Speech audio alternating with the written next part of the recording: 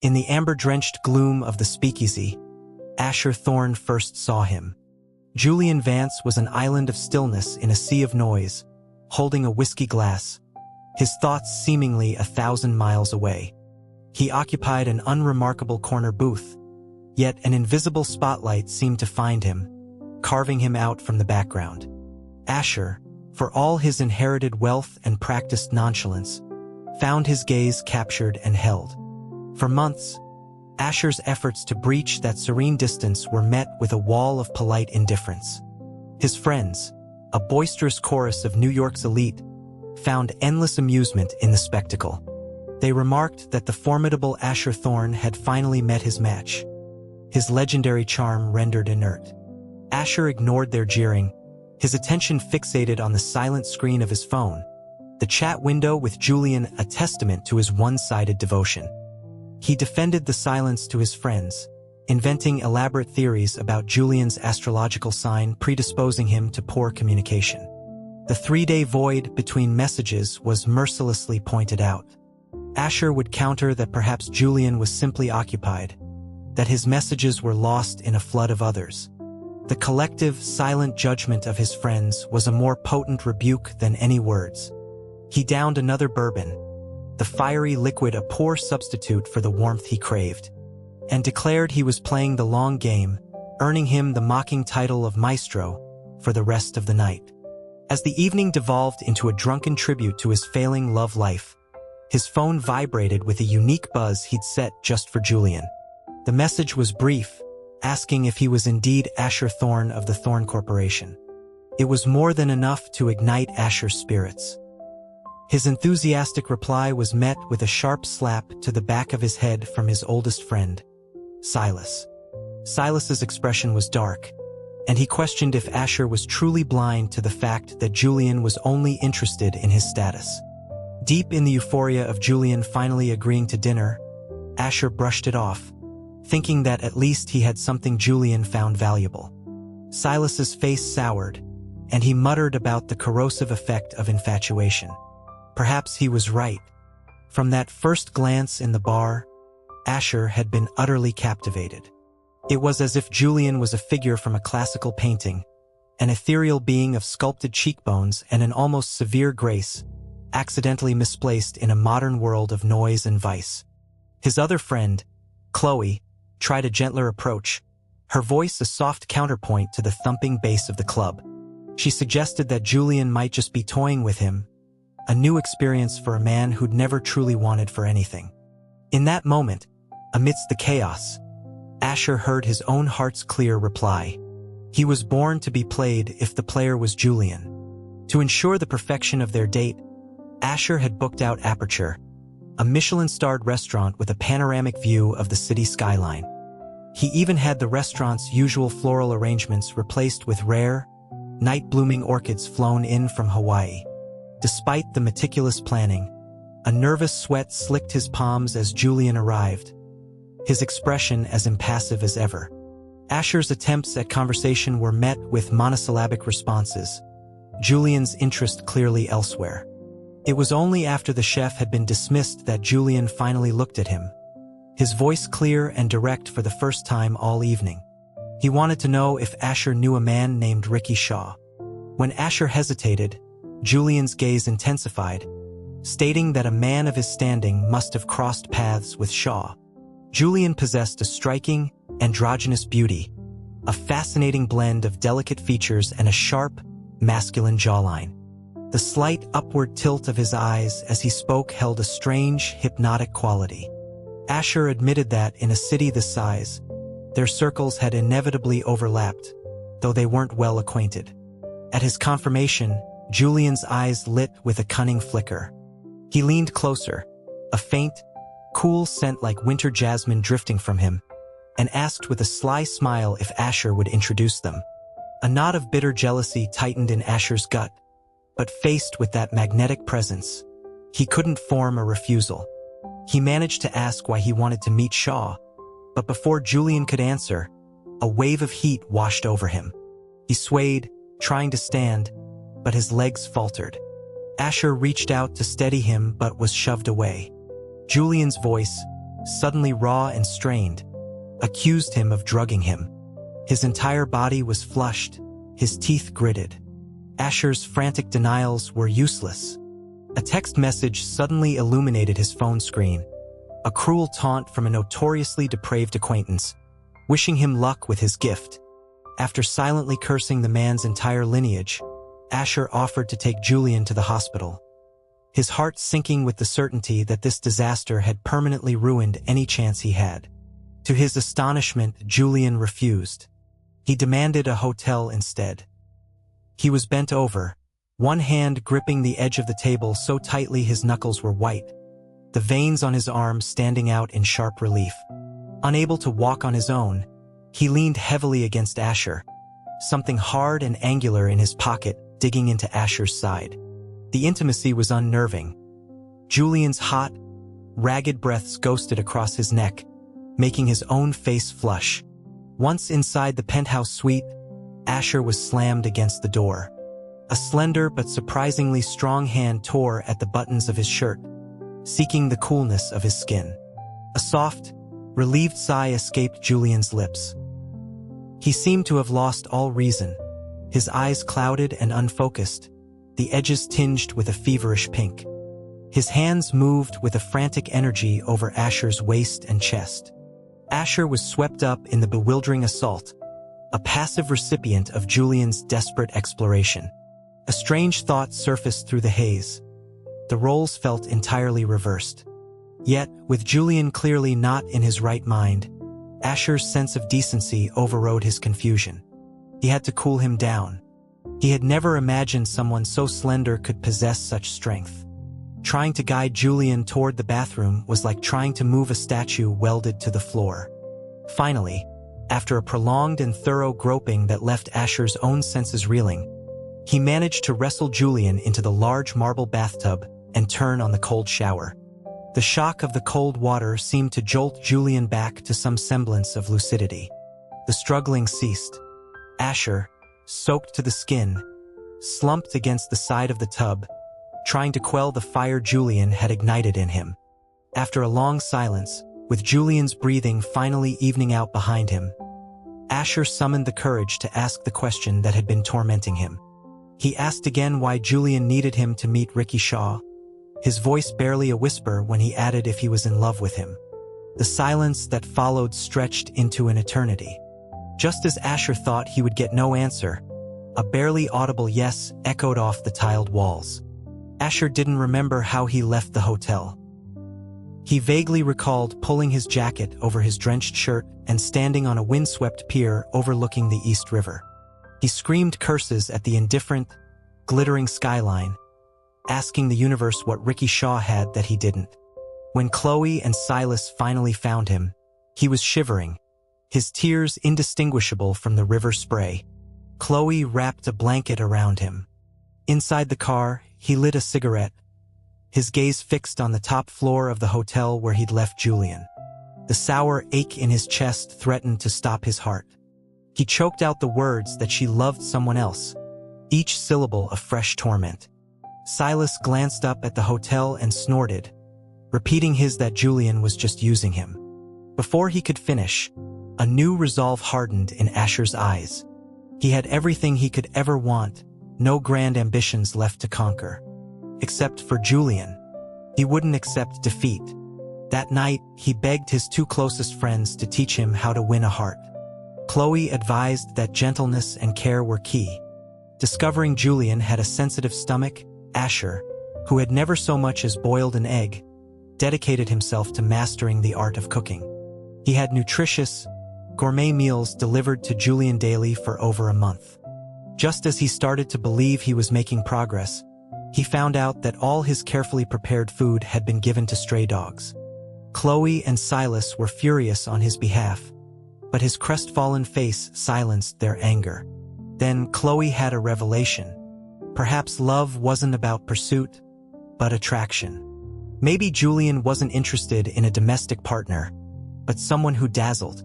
Fueled by this new strategy, Asher began manufacturing opportunities to showcase his talents. He arranged a private rooftop concert where he played a haunting piece on the cello under the stars. He took Julian to his family's private estate to ride a magnificent stallion he'd raised from a foal. He demonstrated his prowess on the ski slopes of Aspen with breathtaking displays of skill. But Julian's reaction remained consistently, maddeningly placid. Drowning his frustrations in alcohol, Asher became the butt of jokes among his social circle. They called him a simp, completely strung along by Julian. He feebly argued that he was a devoted partner, not a lapdog, and that being strung along by Julian was a privilege. No one was convinced. One evening at a high-stakes poker game, Ricky Shaw appeared. In New York, Shaw was new money, having clawed his way up through shady enterprises before going legitimate. The old money families, like the Thorns, looked down on him. Asher had known of him, but this was the first time he truly studied the man. Shaw, unnerved by Asher's intense scrutiny, stood awkwardly, bowing slightly. Asher couldn't comprehend what Julian saw in this obsequious, vulgar man, or what he himself lacked in comparison. At Asher's invitation, Shaw joined their table. He was fawning and eager to please, quickly making a call to summon a group of scantily clad women. He offered Asher the first pick. Asher leaned back, declining the offer. Unfazed, Shaw pulled two of the women to himself, seating one on his lap for a messy, open-mouthed exchange of liquor, while his other hand roamed the thigh of the second. Asher watched, his grip tightening on his glass, a cold fire building inside him. He wanted only the best for Julian. If Julian loved someone better than him, he would have accepted it, even offered his blessing. But this man, this degenerate, as the night wore on, Shaw's cronies began to flatter him. One asked what happened to the beautiful model he'd been with a while back. Asher's knuckles went white. Shaw, lounging on the couch, slurred that she got pregnant, so he got bored. He'd heard she was trying to find him, wanting him to take responsibility for the child. He laughed at the absurdity of the idea. Another man chimed in, remarking on the model's beauty and making a crude joke about wanting to try a pregnant woman. A wave of lewd laughter followed. They began to speak hypothetically about how they would trick a woman like that into bed, their words a filthy, degrading torrent. Asher's fist moved faster than his thoughts. He lunged, grabbing Shaw by the collar, his punches landing with sickening thuds. He was screaming, demanding to know how he could treat her that way. Shaw, dazed and bleeding, tried to fight back, but his entourage, seeing it was Asher Thorne, dared not intervene. Asher's rage was a physical force, each blow a release of his frustration and heartache. So that was it. The drug, the hotel, the pregnancy, beautiful, ethereal Julian defiled by this piece of trash. It was only when Silas physically pulled him off that he regained some measure of control. Shaw was taken to the hospital. Asher sat on the couch, staring at the blood on his hands, a dull, crushing pain spreading through his chest. He asked one of Shaw's remaining lackeys how he had managed to win Julian over.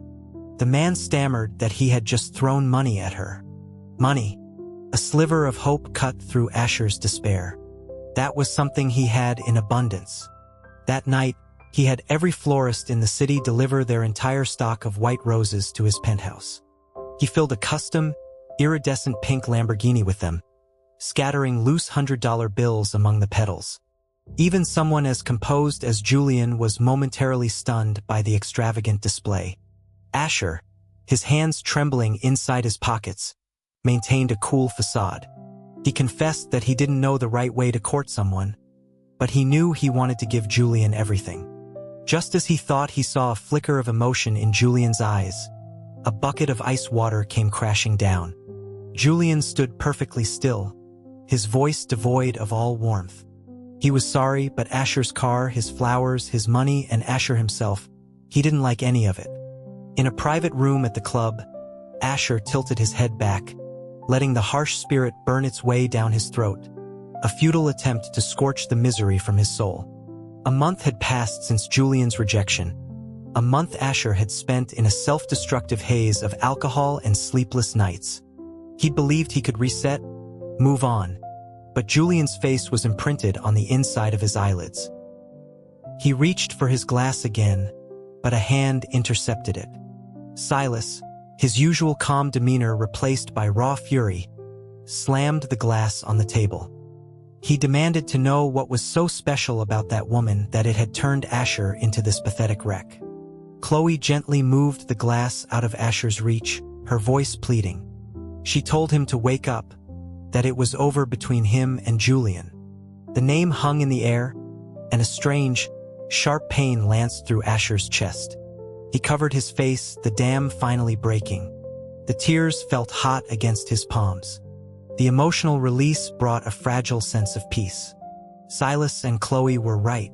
He had a life to live, an empire to run. He couldn't let this destroy him. Composing himself, he left the room to splash cold water on his face. As he rounded a corner, a body collided with his. The familiar, cool scent of winter jasmine filled his senses. The face that haunted his dreams was before him again. He must have looked a sight, unshaven and hollow-eyed.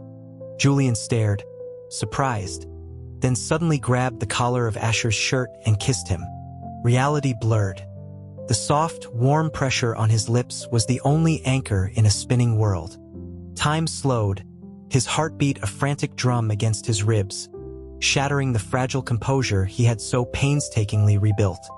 They were lost in the kiss as chaotic footsteps rushed past them, distant shouts about catching someone barely registering. Nothing else mattered. In that moment, the world consisted only of him and Julian. When the surrounding commotion died down, Julian pulled back. Asher instinctively followed, his hand moving to the back of Julian's neck, his lips just grazing Julian's again. Julian pushed him away firmly. His expression was once again a cold mask, though his lips were red and swollen. The fierce passion of a moment ago might as well have been a dream. As Julian turned to leave, Asher's hand shot out, his fingers lightly gripping the sleeve of his dress. He asked where he was going. Julian flinched as if electrocuted, pulling his arm away, his tone clipped and distant. He said it was none of Asher's concern. The warmth from the brief contact faded, leaving a bitter chill. After a long pause, Asher asked quietly what this made them. Julian stared out the window at the flashing police lights that now filled the street outside, his eyes dark and unreadable. He said they were nothing. Asher was escorted to the local precinct for questioning, his mind a confused jumble. They asked a few routine questions about seeing anyone suspicious at the club. By the time he was released, Julian was gone. He was avoiding him, clearly. He went to the men's room, the cold water on his face a welcome shock. In the mirror, his reflection was a haggard stranger, dark circles under his eyes, his hair damp and clinging to his forehead. He leaned on the sink for a long time, a bitter, self-mocking laugh escaping him. The world did not, in fact, revolve around Asher Thorne. He walked into the main part of the restroom. Someone was already at the urinals. Asher started to move to the other end, but something made him stop and look again. The person wore a sleek, form-fitting dress, their long, dark hair cascading down their back. Sensing his stare, they glanced over their shoulder. In that instant, Asher's feet felt as if they were encased in concrete. It was Julian. He gave Asher a brief, indifferent look before turning back to his task, a gentle hiss of water breaking the stunned silence. The scene overloaded his brain. A highlight reel of their entire history flashed before his eyes. The first meeting, the date, the hotel, the kiss in the hallway. His gaze, as if guided by an inexorable force, drifted downwards. A wave of heat rushed to his ears, his pupils dilating. Two facts solidified in his mind with brutal clarity. First, Julian was a man. Second, he was quite impressively larger than him. Julian Vance stood his ground, watching Asher Thorne's spectacular retreat. The cascade of expressions that had crossed Asher's face, shock, disbelief, a profound sense of betrayal, was almost comical. He had fled as if the devil himself were at his heels. The restroom door swung open again, and a uniformed officer started, finding Julian, still in a dress, leaning against the wall smoking.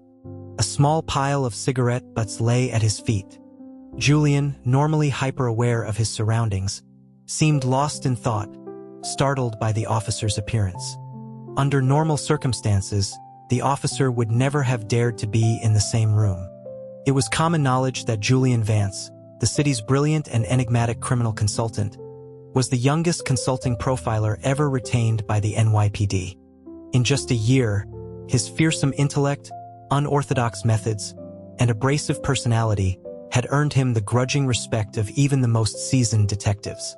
They called him the Seraphic Executioner. His mere presence was intimidating. He despised physical contact and social niceties with equal fervor. But the officer had a pressing biological need. After a moment of hesitation, he quietly addressed him as Professor Vance. The sound of his name pulled Julian from his reverie. He extinguished his cigarette, his expression instantly reverting to its familiar, icy composure, but with an added edge of authority that had been absent with Asher. He instructed the officer to inform the team there would be a briefing in 30 minutes.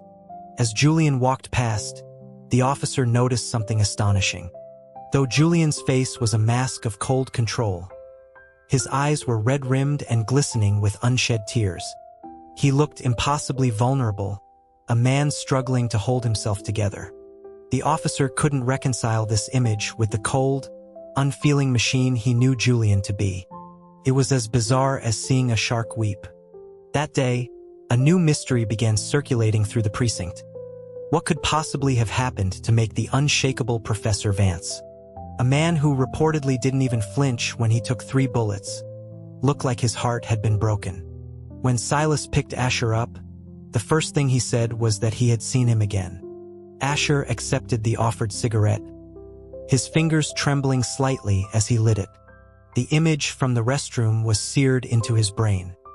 He took a long drag, then stubbed the cigarette out on the back of his hand. The sizzle of burning flesh was a welcome distraction. He leaned back, closing his eyes, his voice heavy. He told Silas he was done with Julian Vance. The burn on his hand scarred over, a permanent, ugly reminder. Chloe fussed over it with ointment, not understanding his need for self-inflicted punishment. Asher, his eyes glued to a financial report, told her it was He threw himself back into his work, living and breathing Thorn Corporation for weeks. Finally, Silas and Chloe staged an intervention, dragging him from his office. At Chloe's birthday party, she shoved a drink into his hand, complaining he'd become a soulless workaholic. He presented her with the keys to a new Porsche 911, custom painted in her favorite shade of Peppa Pig pink. Her delight was infectious. It was a lively party, and with Asher seeming more like his old self, people flocked to him. He drank heavily, and through the alcoholic haze, he thought he saw Julian's face. Not the ethereal woman from the bar, but a handsome man with short hair. He blinked, assuming it was a hallucination, but the figure remained. A new server had appeared at his side, silently keeping his glass half full. A closer, more sober look confirmed it. Julian in a server's uniform. Male or female, that face was a masterpiece. As a woman, enchanting and ethereal. As a man, sharp and exquisitely handsome. The heavy drinking made his heart pound against his ribs. He didn't know or care why Julian was there. He had moved on. Ignoring him was the only option. But out of the corner of his eye, he saw Julian's lips tighten, a flicker of something like hurt in his eyes. Just then, another man approached with a tall, beautiful woman in tow, displacing Julian. The woman's cloying perfume, a sweet and cheap imitation of Julian's natural scent, filled the air. The man, a developer hoping to partner on a new project, obsequiously explained that the young woman was a great admirer of Asher's. The woman bore a striking, if somewhat diluted, resemblance to Julian. Asher's pursuit and public rejection were legendary in their circle. This was clearly a clumsy attempt at a replacement strategy. The sound of shattering glass cut through the music. The girl, who had just draped her arm over Asher's, glared at the source of the noise. She berated Julian, threatening his job for startling Asher. Julian's gaze was fixed on the floor, his expression unreadable, but his hand gripping the neck of a broken bottle was white-knuckled, shards of glass digging into his palm. Blood welled up, but he seemed not to notice. He apologized, his eyes lifting to meet Asher's, the apology seeming to carry a much heavier weight. The girl demanded he be fired. Asher took a sip of his drink and waved a dismissive hand, telling them to just get him out of there. At that moment, a gunshot cracked through the club. It was muffled by the music, and only Asher's trained ear caught it. Julian's face hardened. He grabbed Asher's arm with surprising strength, pulling him from the booth and dragging him away, leaving the stunned girl behind. As Asher suspected, the club was now swarming with men in plain clothes, quietly locking the place down. Julian shoved him into a restroom stall and locked the door. Before Asher could speak, he was being kissed, a desperate, hungry assault. Julian's hands cupped his face, blood from his palms smearing on Asher's cheek and neck. For someone so lean, he felt immovable, a force of nature. He plundered Asher's mouth, a desperate, almost violent claiming. Through the struggle for breath, Asher heard footsteps outside the stall. He bit down hard on Julian's tongue. The coppery taste of blood filled his mouth.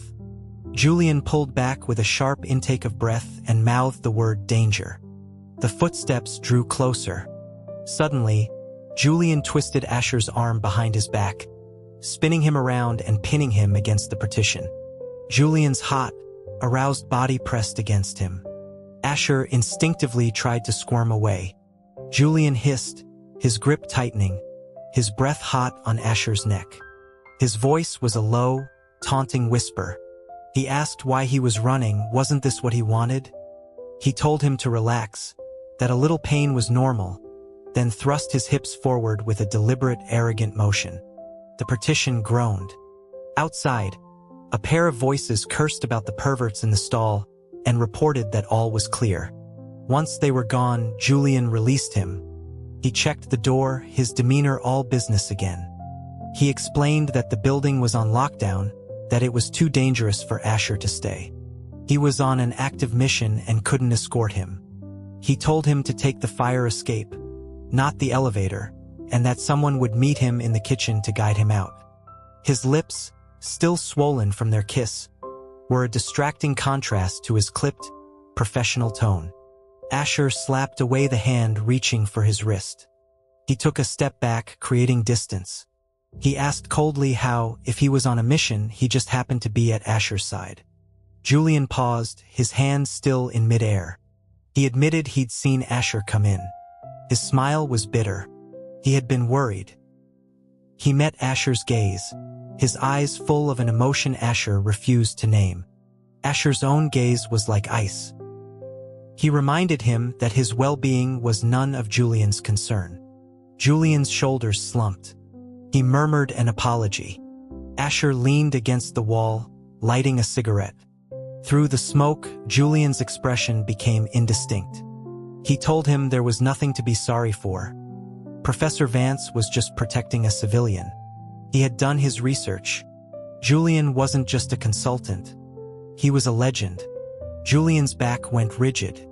By the time he looked up, Asher was gone. Outside, Chloe anxiously asked what had happened. Asher calmly told her the club was no longer safe. Across the street, he watched the gleaming facade, now a hive of unseen activity, the only clue being the dozens of nondescript sedans parked nearby. Suddenly, the night erupted with screams and gunfire. Men poured out of the sedans and rushed the building. Chloe gasped in horror, thankful they'd escaped. Silas pulled up, urging them into the car. Asher pushed Chloe into the passenger seat but remained on the sidewalk. Silas asked why he wasn't leaving. He was told it was too dangerous. Asher dropped his cigarette, grinding it out under his heel. He was waiting for someone. As panicked guests were evacuated, a silent fleet of black Maybachs pulled up behind Asher. His head of security draped a heavy black coat over his shoulders and informed him that the club was a known front for the Shaw Syndicate. A major deal was going down tonight. The club was now a war zone. Asher scanned the building, his eyes finally locking onto a figure climbing out of a third-floor window. The figure, covered in wounds, dropped to the alley below, landing hard and lying motionless. A gun appeared in the window, aimed directly at Julian. A single shot rang out, but it was the hand holding the gun that exploded in a spray of blood. The gun clattered to the pavement. Julian, struggling to sit up, looked toward Asher. Asher slowly lowered the smoking pistol he was holding. He knew Julian would have gone in unarmed. Security would have been too tight. He was the bait in a very dangerous trap. He holstered his weapon and turned to leave, but his security chief pointed behind him, his voice tight with alarm. The master was coming toward them. Julian was limping, staggering toward him. His beautiful face was a mess of blood and grime, one arm hanging at an unnatural, broken angle. The 30 meters between the alley and the car felt like a mile.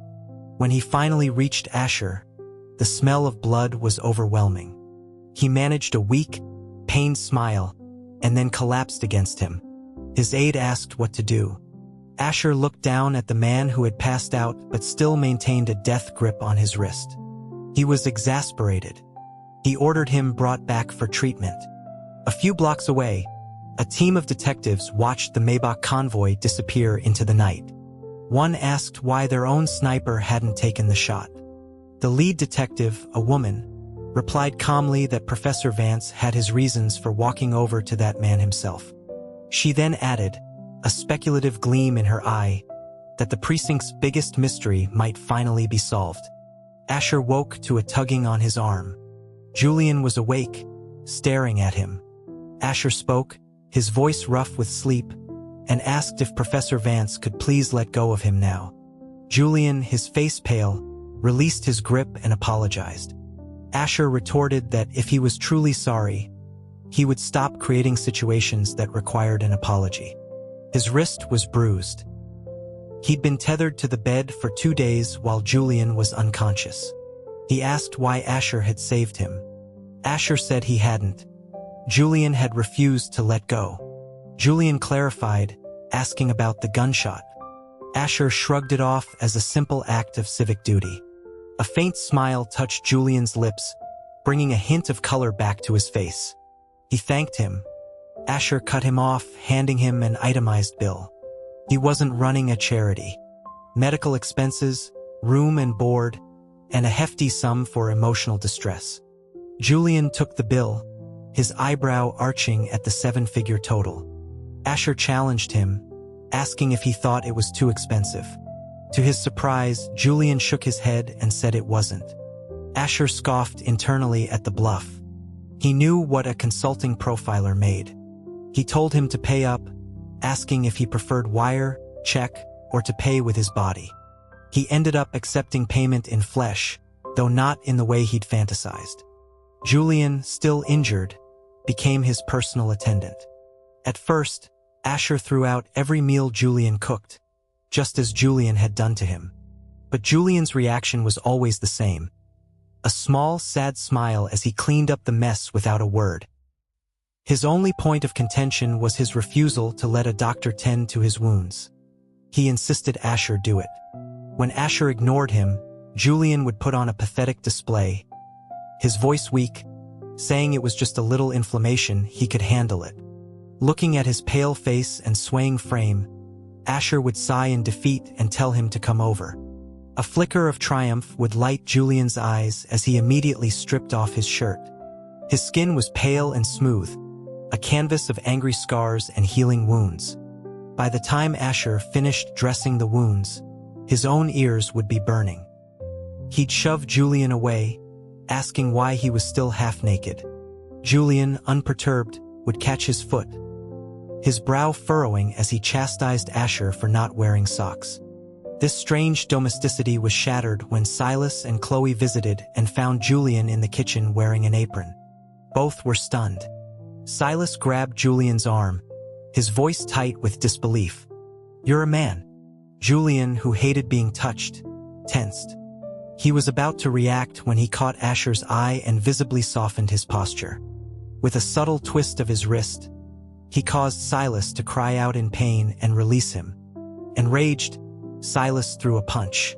Julian, despite his injuries, dodged it easily. As Silas lunged again, Asher moved to intervene. In that split second of distraction, Silas's fist connected, and Julian went down, a deliberate, theatrical fall. Silas accused him of faking it, knowing he could have dodged. Julian wiped a smear of blood from his lip, his voice coolly stating that his injuries hampered him. Then he looked at Asher, his expression pitiful. He thought his stitches had torn open and asked if Asher could redress them. His face was pale, his eyes wide and vulnerable, a trickle of blood at the corner of his mouth. Asher sighed, resigned, and helped him to his feet. At this rate, Julian would be his permanent resident. He heard the sound of a fist hitting a table and turned to see Silas storming out. In the following weeks, Silas ghosted him. Asher, with Chloe's help, finally cornered him in a dimly lit bar. Silas sat alone in the shadows. He barely glanced at Asher before returning his attention to his whiskey glass. Asher, adopting a playful tone, asked if he was still angry. Getting no response, he poured 3 straight shots of whiskey and downed them in quick succession. The raw alcohol burned his throat. Finally, Silas looked at him. He asked why he wasn't at home with his precious Julian. The words were laced with an unfamiliar bitterness. Asher looked at the scar on his hand and finally understood. Silas wasn't just angry. He was hurt. He was seeing Asher fall back into the same self-destructive pattern. Silas's voice was low and intense. He urged Asher to remember how Julian had treated him, to have some self-respect. Asher drank until the sun came up. He and Silas had reconciled, their lifelong friendship intact. When Silas helped him stumble back into his apartment, Julian was waiting, sitting bolt upright on the couch. He rose and tried to take Asher, but Silas blocked him. Asher accepted a glass of honey water from Julian, the sweet liquid clearing his head slightly. Silas's words echoed in his mind. Julian had never loved him, only played with him. Julian's voice was laced with concern as he asked why he drank so much. Asher's reply was cold. It was none of his business. He told him that his wounds were healed. It was time for him to leave. The words hung in the silent room. Julian's face paled. After a long moment, he asked if he could still come and take care of Asher. Asher told him there was no need. He reminded Julian of his own words. He didn't like him, they were nothing. So what role, exactly, did he think he could play in his life? He wasn't some dog to be summoned and dismissed at will. Julian struggled for words. He claimed he did like him, he just hadn't known it then. He had been afraid, thinking Asher was in love with the female version of him, and wouldn't accept the real man. He looked down, his hands clenched at his sides. A sharp, tearing pain went through Asher's chest. He raised a hand to his heart, and his eyes fell on the burned scar. The fleeting moment of sympathy vanished. Even if Julian was telling the truth, there were too many layers of deception and confusion. He had been a straight man for 25 years. His feelings for Julian were a tangled mess he couldn't begin to unravel. He closed his eyes. He told Julian to go, and to never come back. Julian left without another word. The pounding in Asher's head was relentless. He curled up on the couch, wishing sleep would offer an escape. As he drifted into a troubled daze, a blanket was gently draped over him. He instinctively grabbed the hand, murmuring Julian's name. The hand froze, then slowly pulled away. In the twilight between sleep and consciousness, he heard a familiar voice, rough with sorrow, whisper close to his ear. The words were indistinct, but the last sentence was clear. It said that after more than a decade, he was finally choosing to let go. Julian was gone and life went on. Asher plunged himself into work. His grandfather's health was failing, and though Asher was the designated heir, the vultures within the family were circling. The news of Silas's move abroad was sudden. When he and Chloe confronted him, Silas explained that his parents had been living overseas for years. It was time he joined them. Chloe was inconsolable. Asher felt a familiar ache of loss. At the airport, Silas refused to let them see him off. Just before he got in the car, he turned and gave them a brilliant, heartbreaking smile. That afternoon, Asher's assistant delivered a business card for the most renowned tattoo artist in the city. The note attached was from Silas. On the phone, the artist said that Mr. Silas had mentioned he had a burn scar he wanted to cover. Staring at the small, ugly mark on his hand, Asher murmured the question aloud. Cover the scar, cover the pain? He didn't get the tattoo that day, but he chose a design and paid in full, an indefinite appointment for a future he couldn't yet imagine. News of Julian Vance's successes filled the papers. The genius consultant was cred with a 20% drop in the city's crime rate. Chloe would watch Asher for a reaction whenever his name came up, but Asher would just smile reassuringly. No one knew this celebrated hero was the same person who had broken his heart. They were worlds apart now. He assumed they would never meet again. After a board meeting, he got into his waiting car. But when he awoke, it was to the damp, musty smell of a derelict warehouse. He was tied to a chair. A familiar voice greeted him. Ricky Shaw, or rather, his identical twin. The man sneered, impressed that Asher had figured it out so quickly. He confirmed that members of Asher's own family had paid for the hit. He wasn't going to kill Asher, not yet. He was bait. He was going to make Julian watch the person he loved most die before killing him too. Asher laughed. He told Shaw he was mistaken, that Julian didn't love him. Shaw's face contorted in a grin. He said that wasn't for him to decide. The massive warehouse doors groaned open, and a silhouette appeared against the blinding sunlight. It was Julian, slightly out of breath.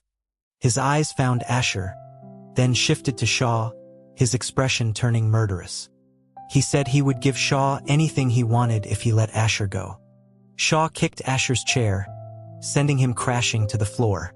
The impact knocked the wind out of him. Julian's pupils contracted, his hands clenching into fists. Shaw tossed a combat knife at Julian's feet. He told him to kill himself or Asher would get a bullet in the head. Through the dust motes dancing in the sunbeam, Asher met Julian's gaze. He looked tired, a shadow of stubble on his jaw. He looked more rugged, more real. Julian agreed. He would kill himself if Shaw let Asher go. Shaw howled with laughter, mocking him for being a fool in love. Julian picked up the knife, his expression unreadable. He warned Shaw that if he broke his word, he would kill him even from beyond the grave. He then called Asher's name. He looked at him, a deep, sorrowful look, and then he smiled. And still smiling, he plunged the knife into his own chest. Blood bloomed on his shirt as he crumpled to the ground. Asher's own heart seized as if pierced by the same blade. As Shaw reveled in his victory, his back turned, Asher lunged. He had been using the edge of his designer watch to saw at the ropes the entire time. Their shared glance had been a signal. He slammed the chair into Shaw, sending him flying. Asher's security team flooded the warehouse, subduing Shaw in seconds. Asher gave the order.